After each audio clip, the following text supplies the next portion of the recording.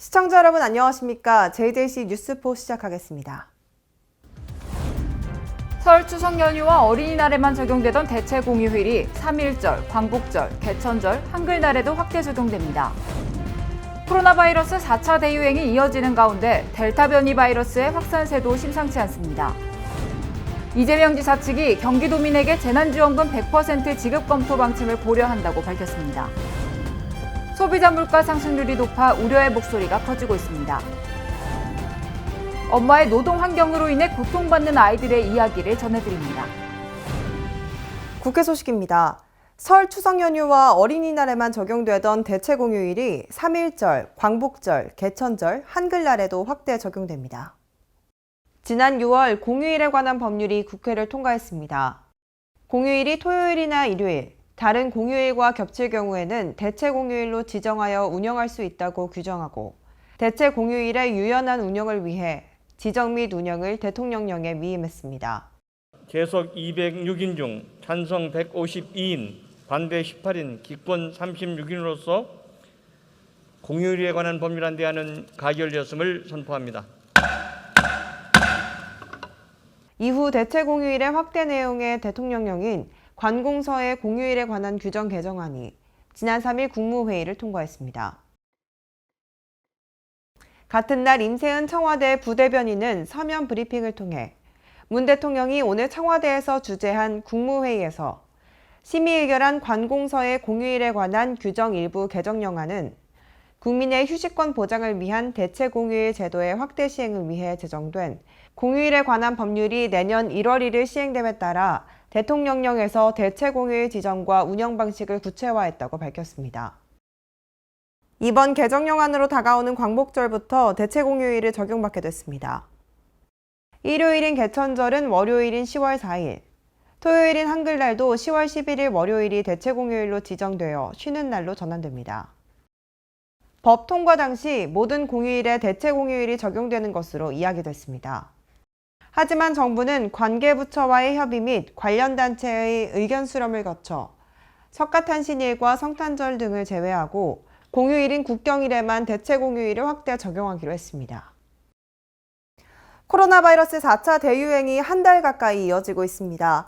이에 델타 변이 바이러스까지 확산하면서 우려의 목소리가 커지고 있습니다. 국내 신종 코로나 바이러스 감염증 4차 대유행이 한 달 가까이 이어지는 가운데 4차 대유행의 끝을 가늠하기 어려운 상황이 지속되고 있습니다. 지난달 30일 이후 5일 만인 8월 4일 확진자 수가 다시 1,700명대로 올라서면서 우려의 목소리도 커지고 있는데요. 비수도권의 지역 발생 확진자가 또다시 600명대를 나타내며 4차 대유행 이후 최다를 기록하고 있습니다. 또한 하루 확진자가 지난달 7일부터 한 달 넘게 4자릿수를 기록하고 있으며 델타 플러스 바이러스의 확산도 거세지고 있는데요.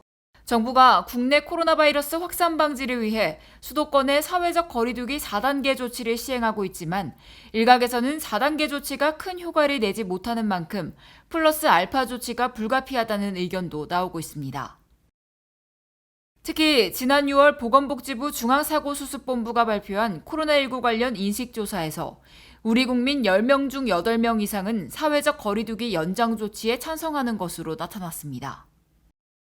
이에 지난 8월 4일 김부겸 국무총리는 중앙재난안전대책본부 회의에서 추이를 하루 이틀 더 면밀히 지켜보고 6일 금요일 중대본에서 내주부터 적용할 거리두기 단계를 결정하겠다고 밝혔습니다. 광복절 연휴가 있어서 재확산의 불씨가 될 수 있고 곧 다가오는 2학기에는 무엇보다도 우리 아이들이 안전하게 등교하여 공부할 수 있는 여건을 꼭 만들어 주어야 합니다. 이에 정부는 고심 끝에 수도권 4단계, 비수도권 3단계 이 거리두기를 2주 더 연장하고자 합니다. 사적 모임 인원 제한도 현재대로 적용하겠습니다. 지난달 초 수도권을 중심으로 본격화한 4차 대유행은 최근 비수도권으로 확산되면서 전국화는 양상입니다. 더욱이 기존 바이러스보다 전파력이 강한 델타형 변이가 이번 유행을 주도하는 가운데 델타에서 파생된 델타 플러스 변이까지 국내에서 처음으로 확인되며 새로운 변수로 부상하고 있는데요. 방역당국은 아직 델타 플러스 변이의 위험성과 전파력 등은 확인된 게 없다는 입장이지만 국내 감염자 가운데 백신 접종을 끝낸 후 확진된 이른바 돌파 감염 사례도 발생해 불안감은 더욱 커지고 있습니다. 현재 확인된 델타 플러스 변이 사례가 백신 효과를 떨어뜨릴 변이인데다 지역 전파로 인한 감염 가능성도 높아 면밀한 방역 대책이 그 어느 때보다 중요한 시점입니다. 지난달 24일 5차 재난지원금이 소득 하위 88% 선별 지급으로 정해졌는데요. 이재명 지사 측은 기자간담회에서 경기도민 100% 지급 검토 방침을 고려해 본다고 밝혔습니다. 지난달 24일 5차 재난지원금이 소득 하위 88% 인원에게 선별 지급하는 방침을 정했습니다.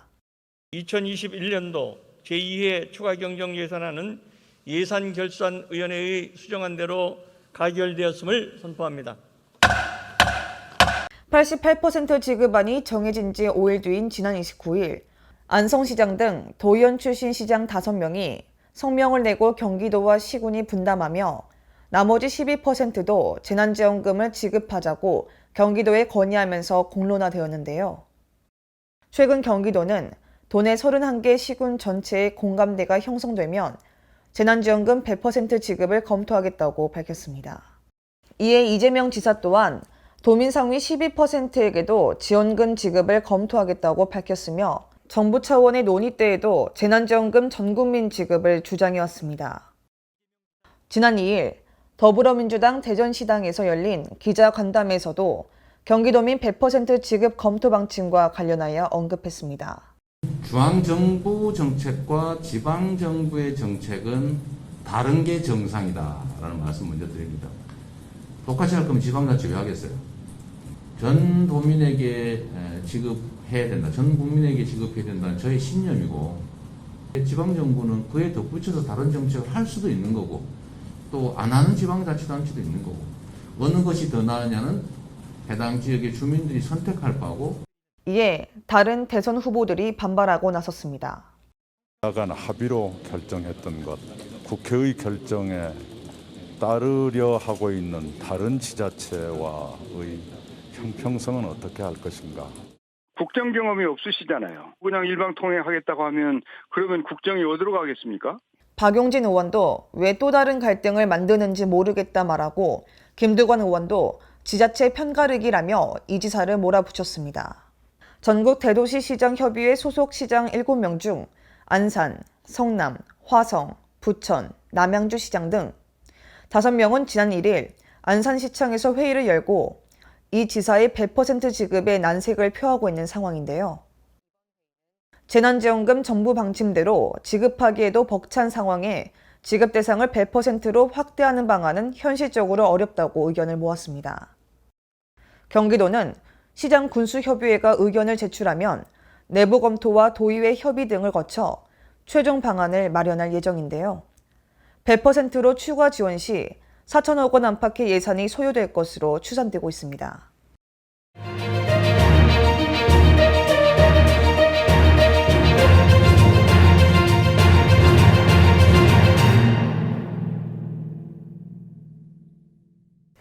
물가 상승세가 심상치 않습니다.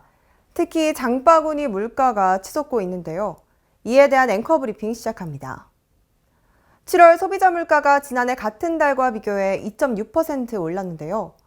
각 언론사별 의견 살펴봅니다. 먼저 A일보는 소비자 물가 상승률은 지난 4월에 2.3%로 2%대 올라선 이후 4개월째 한국은행의 물가관리 목표 범위를 넘고 있는 상황이라고 설명했습니다. 이어 코로나 4차 대유행에 따른 사회적 거리 두기와 영업 규제 강화로 서민들이 겪는 어려움이 커지는 가운데 물가 상승까지 지속하면 체감하는 고통은 더 클 수밖에 없다고 덧붙였는데요. 물가의 지속적 상승으로 인한 인플레 우려는 통화당국의 금리 인상이나 긴축 정책의 압박으로도 이어져 결과적으로 가계의 부담으로 돌아오게 된다고 말했습니다. B일보는 밥상 물가라고 불리는 농축수산물의 물가는 지난 7월 전년 동월 대비 9.7% 올랐다며 계란 57%, 사과 60% 등 상승세가 무시무시하다고 강조했습니다. 이어 계란값 파동을 보더라도 기재부가 내놓은 대책이 외국에서 계란 2억 개를 들여오고 2억 개를 추가 수입한다는 식인데 계란 2억 개는 국내 소비량 4.5일치에 불과하다는 점에서 전형적인 미봉책이라고 설명했습니다. 또한 물가 상승으로 인한 서민의 고통이 임계 상황을 맞기 전에 정부가 물가 안정 특단 대책을 세워야 한다고 덧붙였습니다. 시일보는 최근에 물가 상승세는 부정적 요인이 더 많다며 코로나 상태가 장시간 지속되면서 시민들은 소득 정체 감소를 겪고 있다고 설명했습니다. 이어 과도한 물가 상승은 가뜩이나 줄어든 실질 소득을 더 쪼그라들게 한다며 되살아날 기미를 보이는 소비 심리에 악영향을 미쳐 소비자는 지갑을 닫게 된다고 덧붙였습니다. 또한 고물가가 지속돼 금리 인상 시기가 앞당겨지는 상황에도 대비해야 한다고 강조했습니다. 이처럼 물가 상승으로 인해 서민들의 고통은 커지고 있습니다. 정부는 물가를 잡기 위한 특단의 대비책을 세워야 될 때입니다. 앵커 브리핑 이어갑니다. 여러분들은 반도체 아이들에 대해 들어보셨나요? 무신장증, 선천성 식도 폐쇄증 등 태어날 때부터 몸이 아프던 아이들에게 공통점이 있습니다. 바로 아이들의 어머니가 이들을 임신 중일 때 반도체 회사에서 근무했다는 것입니다. 진실탐사그룹 서울록의 김보경 기자의 취재 내용에 따르면 1995년 만 18세에 삼성 반도체 기흥 공장에 입사해 약 10년간 일한 김성화 씨는 임신 7개월까지 공장으로 출근했습니다. 김성화 씨의 아이는 태어날 때부터 왼쪽 신장이 없는 채 태어났습니다.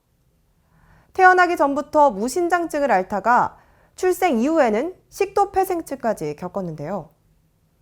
오른쪽 눈도 발달이 늦어 6살 때까지는 거의 한쪽 눈으로만 생활했습니다. 또 아이가 귓속을 간지러워해 이비인후과에 갔을 때 달팽이관이 함몰된 것처럼 유착됐다는 진단을 받았고 그렇게 아이가 자라면서 아픔이 하나씩 드러났습니다. 처음에는 아이가 아픈 원인을 찾을 수가 없었습니다. 가족력에서 원인을 찾던 김 씨는 전 직장 동료를 만나고 처음으로 다른 가능성을 생각해봤습니다. 주변에 알아보니까 반도체 공장에서 일하다가 본인이 아프거나 혹은 유산한 사례가 많다는 것을 깨달았습니다. 그녀가 일한 확산 공정에서는 총 19종의 생식 독성을 띤 유해 화학물질을 취급했습니다. 그중 암모니아를 비롯한 7종의 유해인자가 태아의 발달 과정에 이상을 초래한다는 연구 결과가 있었습니다. 또한 그녀는 반도체 제조 공정 중 하나인 웨이퍼 계측을 위해 여러 종류의 장비를 사용했는데 그중 전리 방사선이 나오는 특수 장비도 있었습니다. 임신 중 방사선 노출은 유산, 발달 장애의 원인이 될 수 있다고 알려졌습니다. 김 씨와 비슷한 사례는 주변에서 쉽게 찾아볼 수 있었습니다. 김성화 씨와 마찬가지로 김혜주 씨도 삼성 반도체 노동자였습니다. 약 12년간 공장에서 일했으며 마스크를 생산하는 라인에서 포토 및 식각 공정을 맡았습니다. 김혜주 씨의 자녀 김민준 군은 왼쪽 신장이 없이 태어났습니다. 남은 오른쪽 신장도 병을 앓았고 제 기능을 10%밖에 하지 못했습니다. 김혜주 씨는 아이가 자라면서 여러 차례의 수술을 반복했다고 말했습니다. 신장이 하나뿐인 아이는 10살 때 개복 수술을 했으며 신장 치료용 신약을 먹을 때는 약값만 매달 150만 원이 넘어갔습니다. 김혜주 씨도 처음에는 왜 하필 내게 이런 일이 생겼을까 하며 고민했습니다. 그런데 전 직장 동료들의 직업병 소식을 듣게 됐고 돌이켜보니 사무직 근무 이후에 태어난 둘째 아이는 아프지 않았습니다. 김 씨는 식각 공정에서 다루는 벤젠과 불소, 일산화탄소 등의 유해 화학물질에 노출됐는데 이러한 물질들이 선천성 기형을 유발한다는 연구 결과가 나왔습니다. 또한 그녀가 근무했던 라인은 근무 환경이 더욱 열악했습니다. 화학물질이 담긴 30cm짜리 플라스틱 통을 들어 직접 기계에 붓는 일도 김 씨의 업무였습니다. 김 씨는 이런 업무를 임신 8개월째 중순 때까지 했습니다. 김 씨는 올해 5월 20일 시민단체 반올림의 도움을 받아 근로복지공단에 산업재해를 신청했습니다. 엄마가 일한 회사의 작업 환경 문제로 선천적으로 장애나 질병을 갖고 태어난 아이에 대한 업무상 재해를 인정하라는 취지입니다. 그러나 근로복지공단이 어떻게 판단할지는 알 수 없습니다. 현행 산업재해보상보험법에는 임신 중 업무상 재해로 인한 태아의 선천적 질병을 보상하는 규정이 없기 때문입니다. 현행법의 공백을 메우기 위해서는 태아를 수급 주체로 인정하는 산재법 개정이 필요합니다.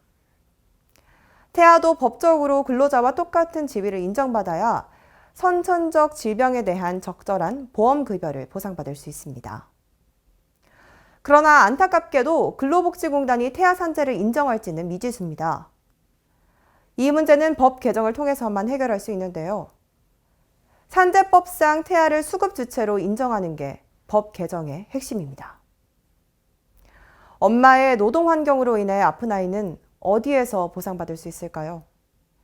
엄마의 노동 환경 탓으로 보는 게 합당하다면 산재보험이라는 사회보장으로 아이를 책임지는 것이 필요하지 않을까요? 더 이상 민준이처럼 고통받는 아이가 생기지 않도록 우리의 관심이 더욱 필요합니다.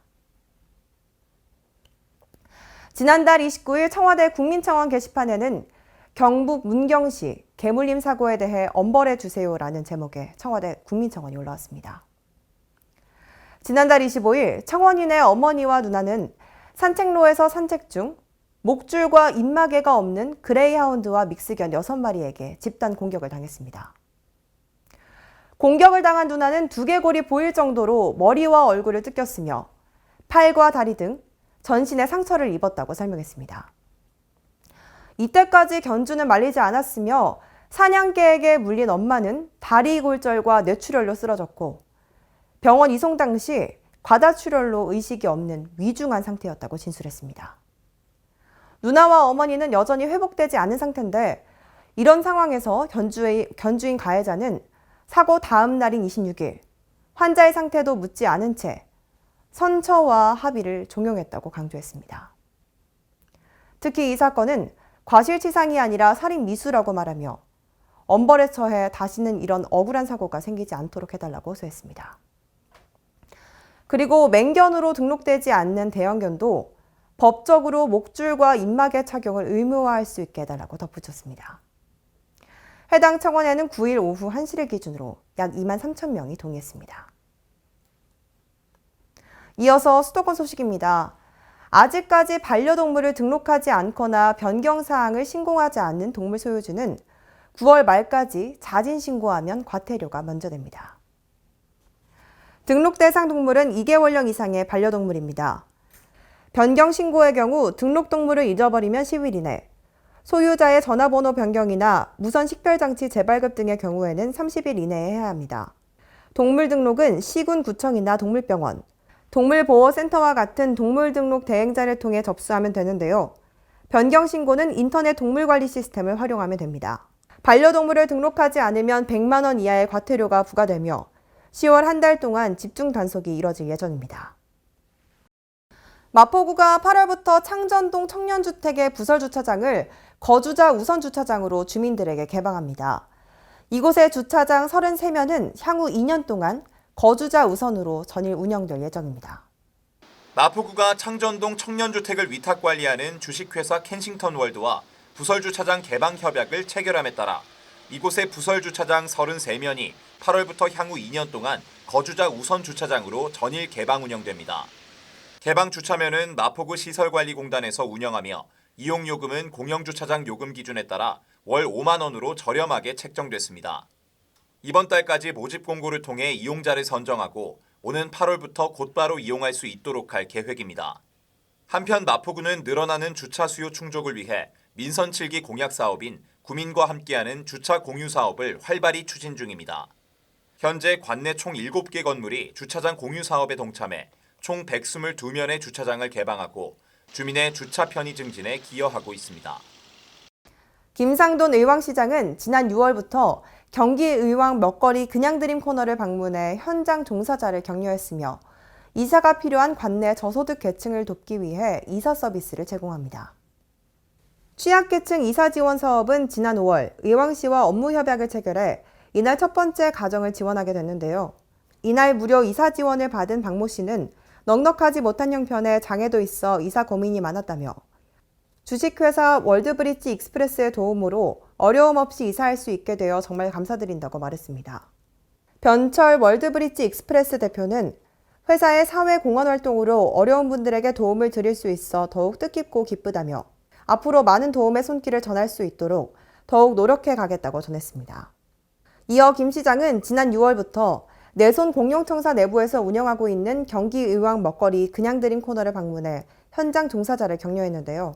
경기 의왕 먹거리 그냥 드림 코너는 지난 3월 부곡 스포츠센터에 개소한 이후 현재까지 3,500여 명이 이용하였으며 특히 운영 중에 복지 사각지대 40가구를 발굴해 기초 생활보장, 차상위 계층 등으로 지원해 연기하는 성과를 거둬 눈길을 끌고 있습니다.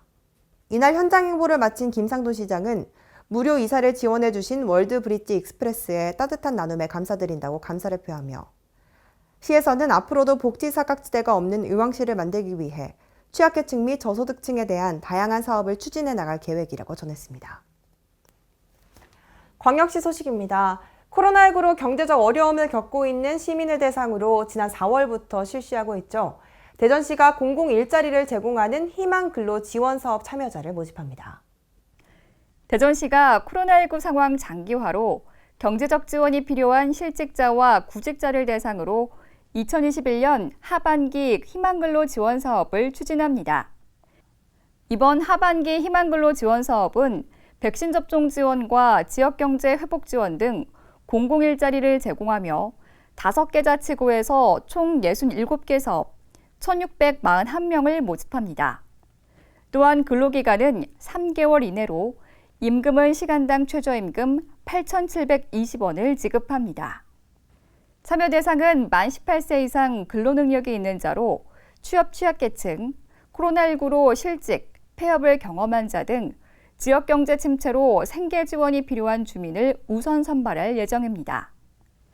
참여를 희망하는 주민은 주소지관할구청 홈페이지 모집 공고문을 확인 후 신청서와 구비 서류를 지참해 신청하면 됩니다.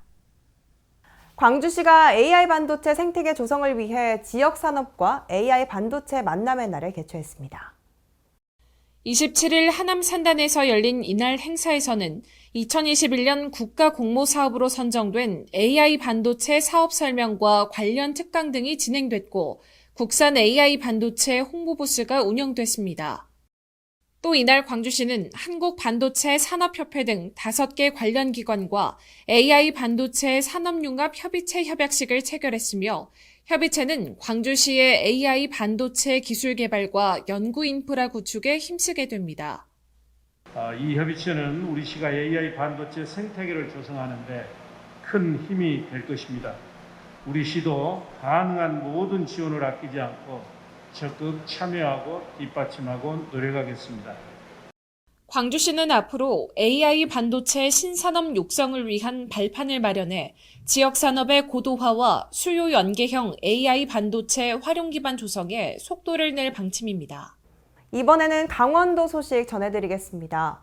평창군이 로컬푸드 기획생산출하회 회원 196명을 대상으로 평창 로컬푸드 기획생산출하회 신규자 및 보수교육을 실시했습니다. 평창군은 지난해 1월부터 현재까지 교육을 통해 230명의 로컬푸드 기획생산출하 농가를 조직했으며 지난해 10월 19일 평창 로컬푸드 직매장 1호점을 정식 개장하고 현재까지 5억여 원의 로컬푸드 농산물 판매 실적을 기록했습니다. 또한 평창 로컬푸드 직매장 2호점이 8월 중 개장됩니다. 소비자뿐만 아니라 로컬푸드 직매장에 농산물을 공급하고 있는 농가들도 큰 기대를 모으고 있습니다. 한편 이번 신규자 및 보수교육은 총 4회로 나눠 실시했습니다. 이번 교육을 통해 로컬푸드 직매장 여건에 맞는 생산 및 공급 계획을 세울 수 있도록 사전에 생산 정보를 조사해 데이터베이스를 구축할 수 있을 것으로 기대됩니다. 횡성군이 농가당 70만 원의 농어업인 수당을 지급하는데요. 마을별 찾아가는 집중 지급도 이뤄졌습니다. 농어업인 수당은 농어업인 삶의 질 향상과 농업 농촌의 지속 가능한 발전, 공익적 생태적 가치 증진을 위해 도입됐습니다.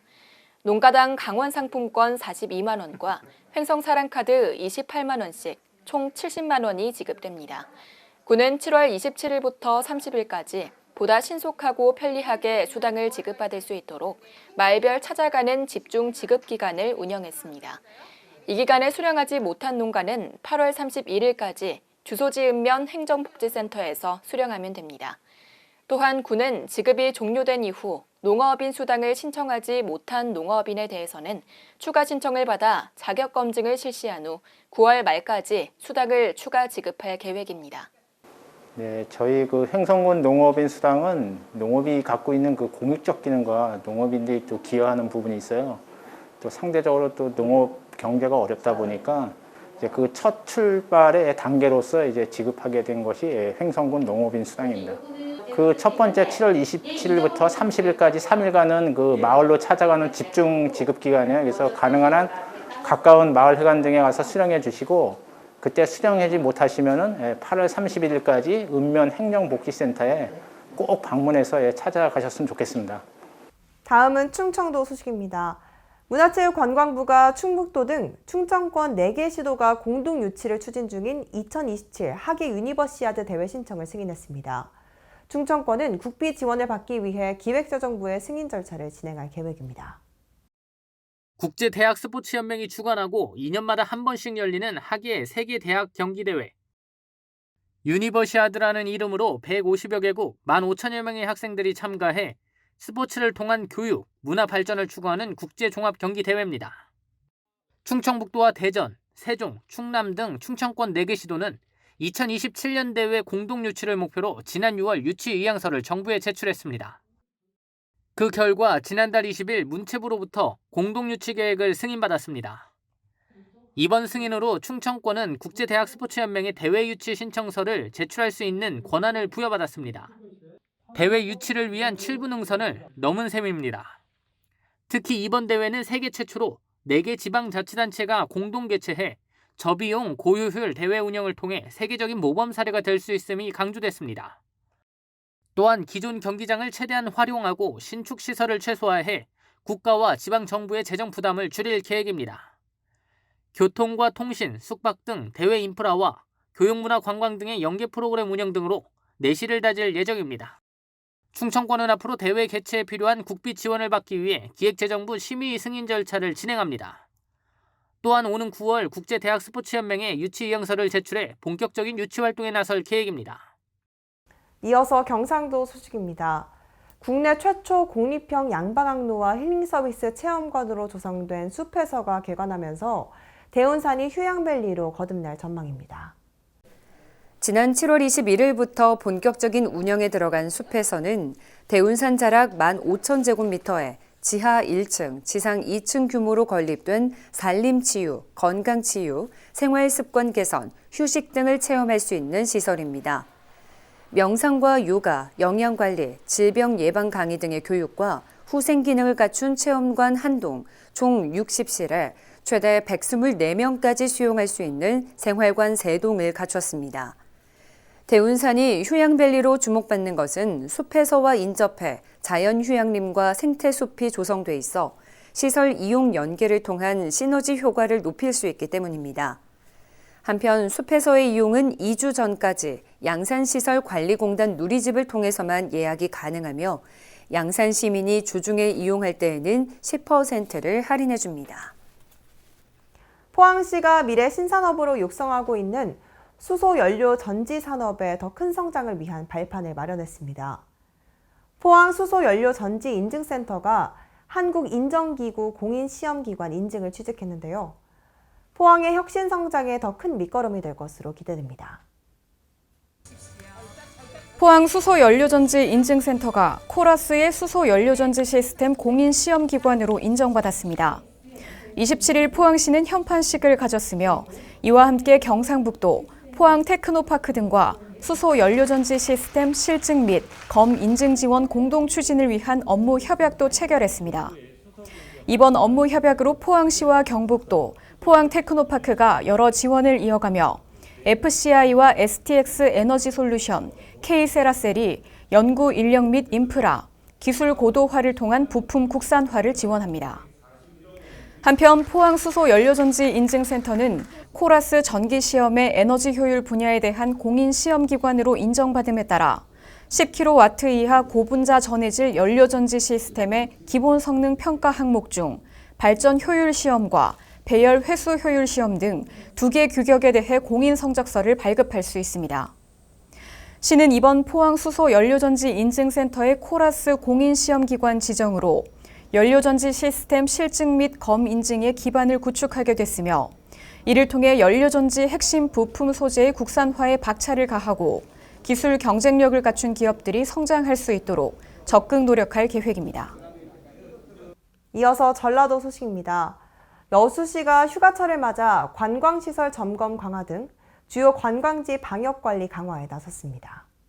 시는 71개 관광시설 직원 전담반을 운영 강화해 방역점검을 주 1회에서 주 2회로 늘리고 물놀이형 유원시설에 대해서는 1일 1회 점검을 실시 중에 있습니다.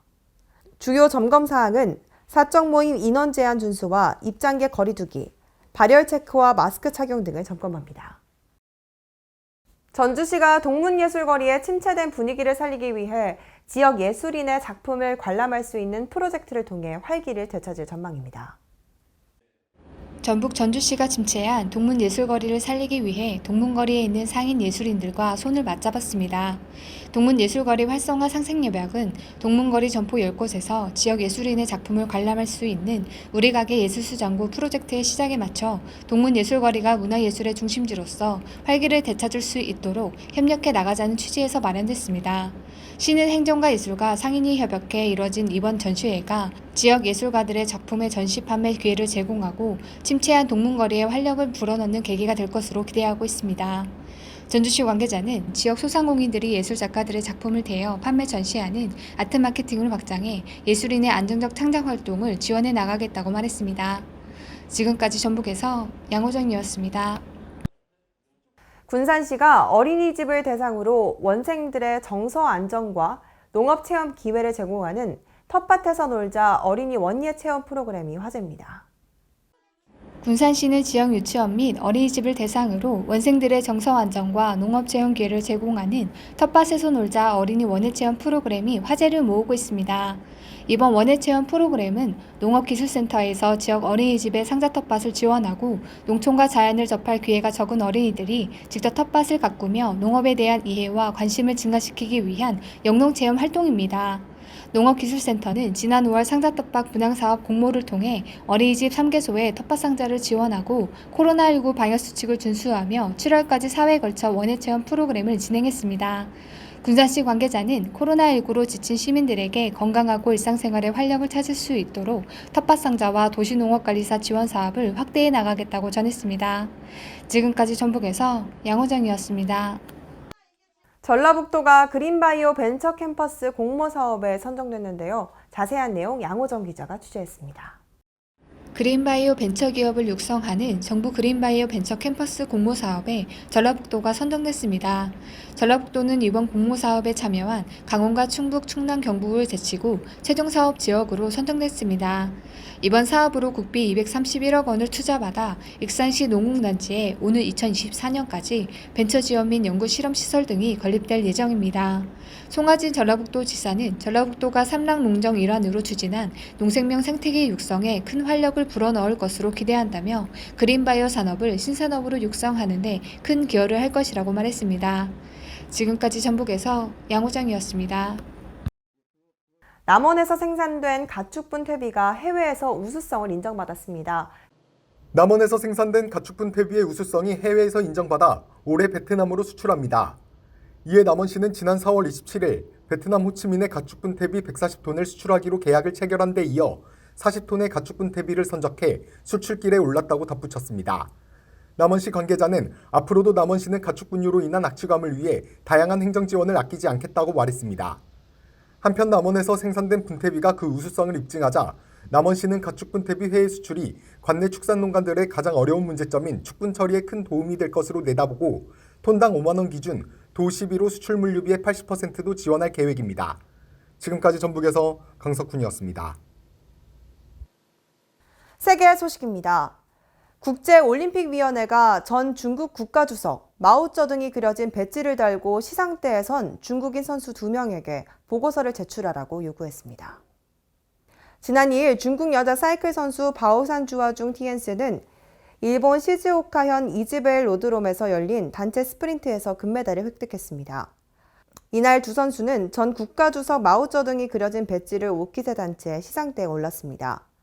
하지만 이와 같은 행위는 대회 기간 정치적, 종교적, 인종적 시위나 선전 활동을 할 수 없다는 올림픽 헌장 제50항을 위반했을 가능성이 있습니다. 지난 3일 마크 애덤스 IOC 대변인은 우리는 현재 이 문제를 조사하고 있다며 중국 올림픽위원회와 접촉해 당시 상황에 대한 보고서를 요청했다고 로이터 통신이 보도했습니다. 유럽연합에 이어 미국도 기후위기 대응의 일환으로 친환경차 전환에 힘을 실으면서 글로벌 자동차 업계의 사업 재편 속도도 한층 빨라질 것으로 예상됩니다. 조 바이든 미국 대통령은 5일 백악관에서 2030년부터 미국에서 판매되는 신차의 절반을 친환경차로 하겠다는 계획을 발표하고 관련 행정명령에 서명했습니다. 이어 바이든 대통령은 미국 자동차 산업의 미래는 전기차다. 이는 되돌릴 수 없다고 밝혔습니다. 자동차 업계의 전동화 추세는 이미 되돌릴 수 없는 흐름이지만 일각에서는 여전히 내연 기관차 판매와 수출에 의존하는 국내 자동차 업계의 특성을 고려하면 급격한 변화로 인한 타격이 불가피하다는 우려도 나오고 있습니다. 정부가 최근 심각한 식량 위기를 겪고 있는 아프리카 5개국에 모두 120만 달러 규모의 인도적 지원을 제공하기로 했습니다.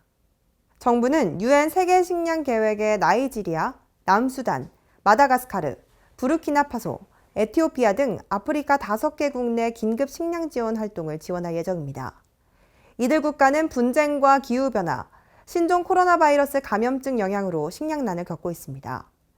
정부는 코로나19의 세계적 유행이 지속되는 상황에서 인도적 위기 극복을 위한 기여를 계속해 나갈 예정이라고 말했습니다.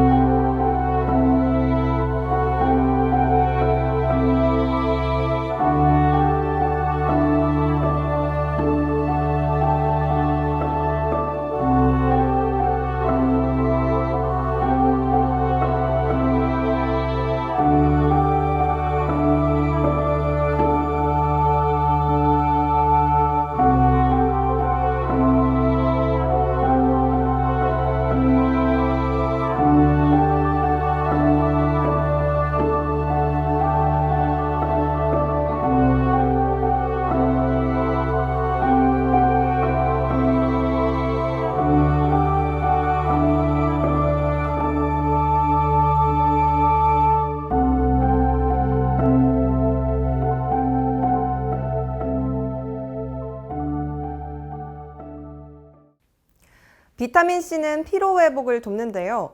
토마토 한 개에 하루 권장량의 절반가량이 들어있습니다.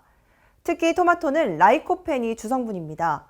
라이코펜은 우리 몸을 건강하게 만드는 생리활성 물질인 파이토케미컬의 종류로 가장 효능이 뛰어난 항산화 물질 중 가운데 하나입니다. 더위에 지친 여름일수록 면역력을 지키기 위해 영양분이 풍부한 채소와 함께 토마토를 섭취하시기 바랍니다. 이상 뉴스 마칩니다. 시청해주신 여러분 고맙습니다.